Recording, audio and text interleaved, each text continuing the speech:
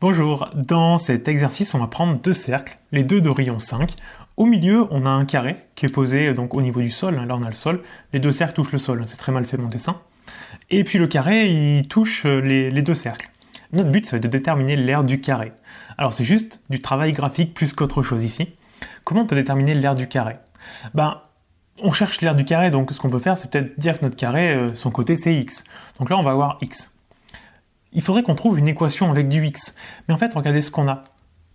En partant de là jusque là, on a une fois le rayon plus une fois le rayon. Donc on va avoir 10. Mais ce 10, à quoi il va être égal?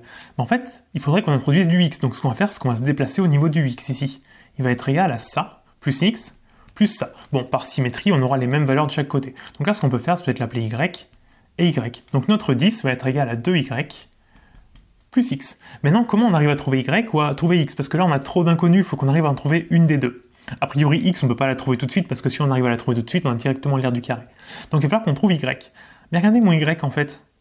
Si je trace ça, c'est un rayon du cercle. Donc ça mesure 5. Ici, je me retrouve avec un triangle rectangle. Donc en fait, on va pouvoir faire un petit Pythagore. Maintenant, la question, c'est, il mesure combien? Le côté que je viens de dessiner ici.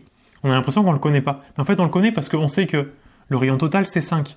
Et puis on s'est arrêté au niveau de x. Donc en fait, ça, c'est égal à 5 moins x. On a juste retiré x.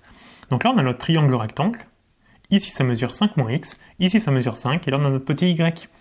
On va faire un petit Pythagore. Ce qui nous donne donc 5 moins x au carré plus y au carré égale 5 au carré. On va développer tout ça. Alors, a moins b carré, si vous connaissez l'identité remarquable, allez-y direct. Sinon, vous faites une double distributivité, ça marche très bien aussi. On va faire l'identité, c'est plus classe quand même. A moins b carré, c'est a carré, donc 5 au carré 25, moins 2ab, 2 fois 5, 10, fois x, donc moins 10x, plus b carré, donc plus x au carré, plus y au carré, égale 5 au carré, égale 25, mais on va le mettre direct. On a le 25 des deux côtés, donc les deux 25, ils vont dégager. On a donc moins 10x, plus x au carré, plus y au carré, égale 0. Et nous, ce qu'on voulait faire, souvenez-vous, c'est dans cette équation, il faut qu'on arrive soit à virer x, soit à virer y. Bon, on veut pas virer x parce qu'en fait, on veut trouver x, donc il faut qu'on vire y. Autrement dit, y, il faut qu'on le remplace par quelque chose. Donc là, on va mettre y tout seul d'un côté, ce qui donne donc y carré égale 10x moins x au carré. Et puis pour avoir y, on va simplement prendre la racine, donc ça fait racine de 10x moins x au carré. Et là, il faut qu'on fasse attention parce que quand on prend une racine carrée, quand on prend la racine, on a toujours la solution positive, ou la négative, moins racine de 10x moins x au carré. Mais ici, notre y, c'est une longueur, donc qui est forcément positive, donc la deuxième n'est pas possible. Mais il faut vraiment y faire attention, généralement on a tendance à l'oublier, quand on prend la racine, il y a toujours la positive ou la négative. On a trouvé y, donc ce qu'on peut faire, c'est peut-être revenir dans notre équation ici. On avait 10 égale à 2y, donc égale à 2 fois la racine de 10x moins x au carré, plus x. On n'a plus que du x, donc a priori, on peut s'en sortir. Alors là, ce qu'on peut faire, c'est peut-être le plus x, le mettre à gauche avec le 10, donc on aura 10 moins x égale 2 fois la racine, moins x au carré. On pourrait presque même diviser par 2 en même temps, donc ça fait 10 moins x sur 2 égale la racine. En fait, j'essaye d'isoler au maximum la racine pour que vous voyez bien ce qui va se passer. La racine, ce qu'on va faire, pour l'enlever, on va mettre au carré. Donc là, on va mettre au carré des deux côtés, donc on aura 10 moins x sur 2 au carré égale 10x moins x au carré. Et puis là, c'est juste du petit développement. Donc quand on a une fraction à une certaine puissance, la puissance, elle va au numérateur et au dénominateur. Donc on va avoir 10 moins x au carré, divisé par 2 au carré, donc divisé par 4, égale 10x moins x au carré. Et puis là, ce qu'on va faire, c'est qu'il va falloir qu'on développe le 10 moins x au carré, à nouveau identité remarquable, a moins b carré. Alors notre 10 moins x au carré, donc a carré, ça fera 100, moins 2ab, donc moins 20x, plus b carré, donc plus x au carré. Le tout divisé par 4, mais ce qu'on va faire, on va pas s'embêter avec une division, on va multiplier par 4 de l'autre côté. 4 fois 10x, ça fera 40x, et 4 fois moins x au carré, ça fait moins 4x au carré. Maintenant, on va regrouper tout le monde du même côté, parce qu'en fait, on a du second degré, donc on va mettre tout le monde du même côté pour avoir 1 égale 0, on va pouvoir faire notre delta, et normalement, derrière, il n'y a plus de problème. On va tout mettre à gauche, par exemple. Donc, en x au carré, à gauche, il y en avait 1, le moins 4 va devenir plus 4, donc on en aura 5 en tout. 5x au carré. Les x, il y en avait moins 20, le 40 va devenir moins 40, donc il y en aura moins 60. Et on avait 100, et c'est tout. Donc plus 100 égale 0. On pourrait faire le delta tout de suite, mais regardez, on peut encore arranger les choses pour simplifier au maximum. On peut diviser par 5 partout.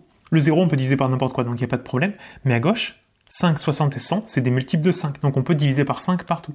ce qui fera donc x au carré, moins 5 fois 12x, donc ça fera 12x, et 5 fois 20, donc il restera 20, égale 0. Ce qui fait qu'on aura des valeurs un petit peu plus petites pour le delta, et c'est pas plus mal.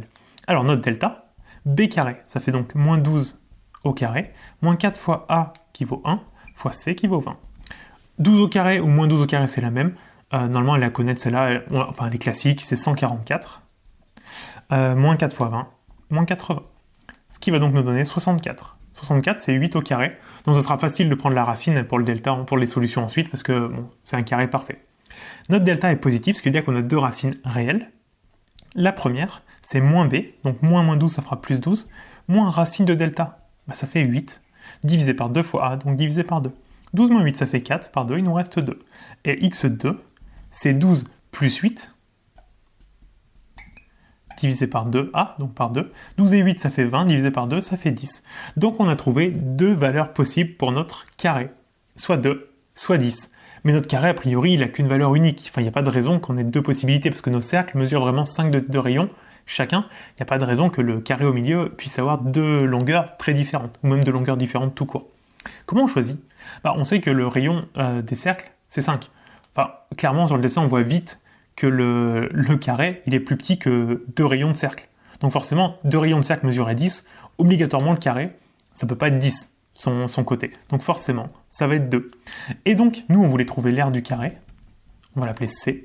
Si le côté mesure 2, ça fait 2 fois 2. Donc 2 au carré. Ça fait 4. Et on a trouvé l'aire de notre carré de cette manière. On en a terminé pour ce petit exercice. Vous voyez, c'est pas compliqué. C'est à la fois des choses très simples, mais à la fois, il faut être imaginatif et essayer de trouver des petites solutions. Là, on veut trouver x, faut trouver une relation dans laquelle inclure x. On remarque qu'il est inclus dans deux rayons de cercle qui mesurent 10. On trouve une petite égalité. Après, il faut bien voir qu'on puisse faire un petit Pythagore. Et normalement, on s'en sort pas trop mal. En tout cas, j'espère que ça vous a plu. N'hésitez pas à me le dire en commentaire. Mettez aussi un gros pouce en l'air, ça fait plaisir. Pensez surtout à vous abonner à la chaîne, ça c'est super important pour me soutenir, donc cliquez sur le bouton s'abonner. Et je vous dis à bientôt pour une prochaine vidéo.